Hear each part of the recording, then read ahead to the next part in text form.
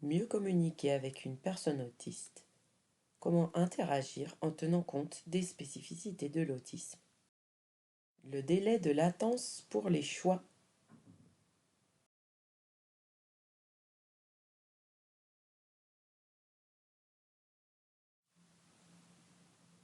Qu'est-ce que tu veux faire ce week-end?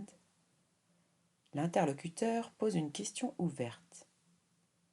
La personne autiste peut avoir un délai de latence important, voire bloquer complètement sur la question. L'interlocuteur est surpris et se demande s'il a été entendu ou compris, ou pire, émet un jugement sur les capacités de la personne. La même situation, plus adaptée aux spécificités d'une personne autiste. Ce week-end, tu préfères aller au ciné ou qu'on aille se balader? L'interlocuteur pose une question fermée et donne un choix entre deux propositions. J'aimerais mieux sortir prendre l'air. Je sens que j'en ai besoin. La personne autiste peut trouver une réponse assez rapidement et est soulagée car n'est pas en échec de communication et a eu la possibilité d'exprimer son choix. L'erreur est le niveau d'exigence personnelle. Mais enfin, c'est quand même pas compliqué. Faut jamais mettre du rouge avec du linge clair, même un idiot comprendrait. Tous les vêtements sont foutus par ta faute. L'interlocuteur dispute avec colère et avec jugement le jeune autiste. Le jeune autiste est bouleversé de culpabilité et de colère envers lui-même. Il déteste les erreurs.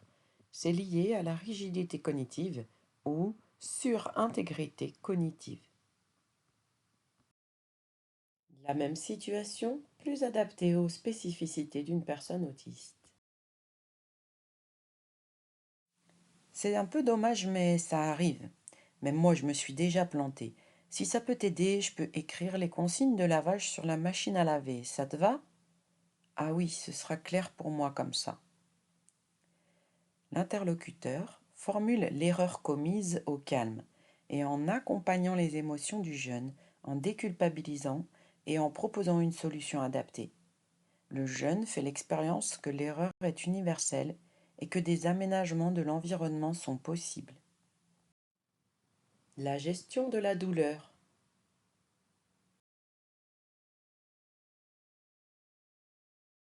Ah, dégueu, la pauvre! Je suis désolée, t'es pas fâchée, dis-moi que t'es pas fâchée. Elle lui est rentrée dedans, ça l'a fait tomber. Ah, moi j'aurais trop les boules. C'est rien, c'est juste une égratignure. La personne autiste a des particularités d'intégration sensorielle. La douleur peut être très angoissante et elle a besoin de toutes ses ressources pour pouvoir gérer la situation. Les interlocuteurs cherchent à la rassurer avec des mots et gestes réconfortants, mais tous ces stimuli, par les voix, le toucher ou la proximité, créent une saturation pour la personne autiste qui fait une crise autistique. La même situation, plus adaptée aux spécificités d'une personne autiste.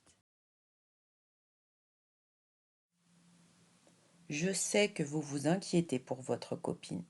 Ça ne me paraît pas trop vilain, mais pour son bien, je vous demande de la laisser seule un moment, elle a besoin d'un peu d'espace. Les interlocuteurs sont éloignés et rassurés. La personne autiste est soulagée d'avoir une large zone de sécurité autour d'elle.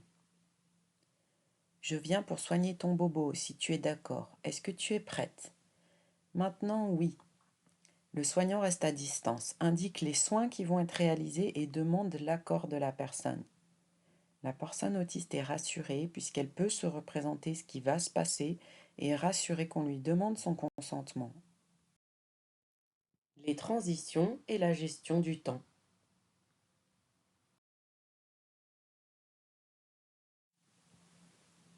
Lucas, on part bientôt! L'enfant autiste n'entend pas le message de sa mère, car son attention est entièrement captée par son intérêt spécifique. De plus, les messages oraux sont peu attrayants pour lui. Hé, faut y aller maintenant! Quoi? L'enfant autiste est surpris et stressé. Il n'a pas pu anticiper et se retrouve interrompu dans la tâche qu'il aime tellement.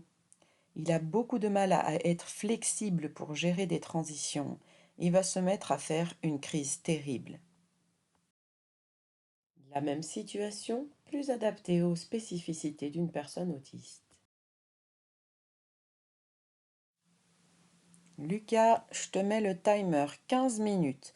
Quand ça sonne, il est l'heure d'y aller. OK? Ah OK. La mère se place dans le champ de vision de l'enfant, lui donne des indications visuelles et chiffrées sur le temps restant et demande son assentiment. L'enfant acquiesce. Il est l'heure, tu viens te préparer? Ah ok, j'arrive. L'enfant autiste respecte mieux l'accord.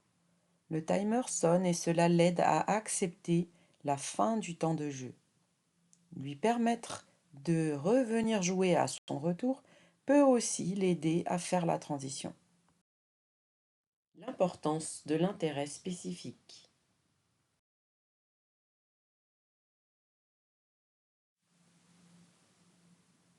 Papa, regarde dehors, il y a des rails, on peut s'arrêter, regarder passer un train.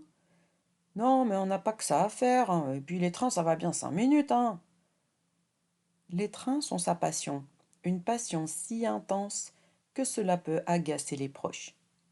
Mais une passion si intense qu'il se sent véritablement mal quand il n'y a pas accès régulièrement. Il peut aussi se sentir touché personnellement si quelqu'un dénigre son centre d'intérêt. La même situation, plus adaptée aux spécificités d'une personne autiste.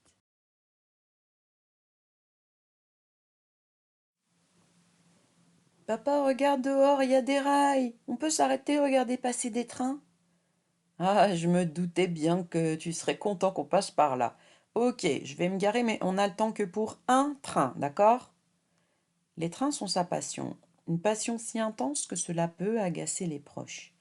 Néanmoins, l'interlocuteur prend le temps pour alimenter sa passion, tout en posant des limites claires de fin. Pour une personne autiste, un intérêt spécifique est un intérêt thérapeutique, absolument nécessaire à son bien-être, son équilibre et sa santé mentale. La gestion de l'anxiété.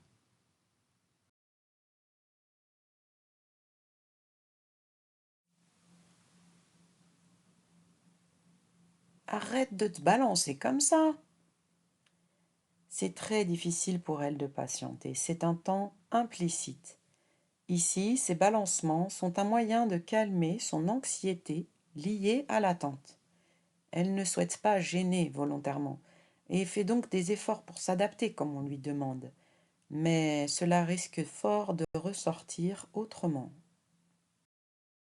La même situation, plus adaptée aux spécificités d'une personne autiste.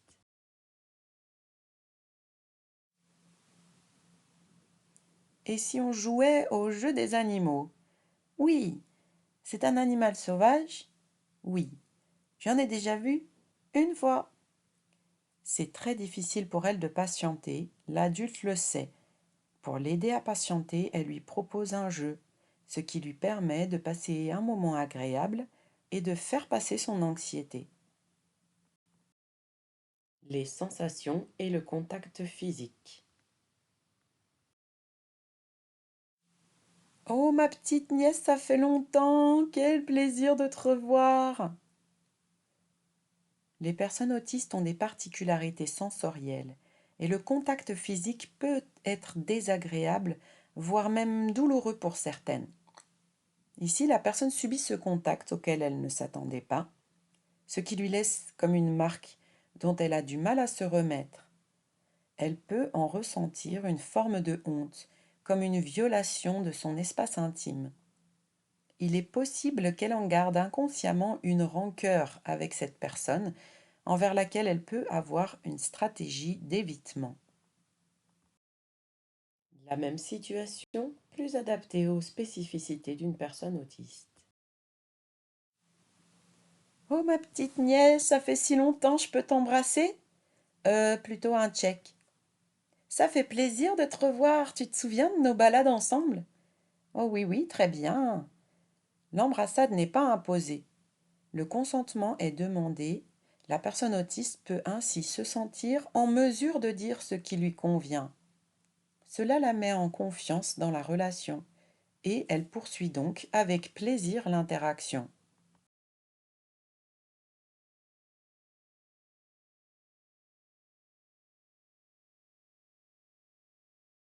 Merci d'avoir regardé ce diaporama. Si cela vous a plu, n'hésitez pas à liker. Nous avons travaillé de nombreuses autres situations et cherchons un éditeur pour sortir un livre. Diaporama pensé et réalisé par Marie-Laure et Émilie, deux sœurs et mères concernées par l'autisme au niveau familial.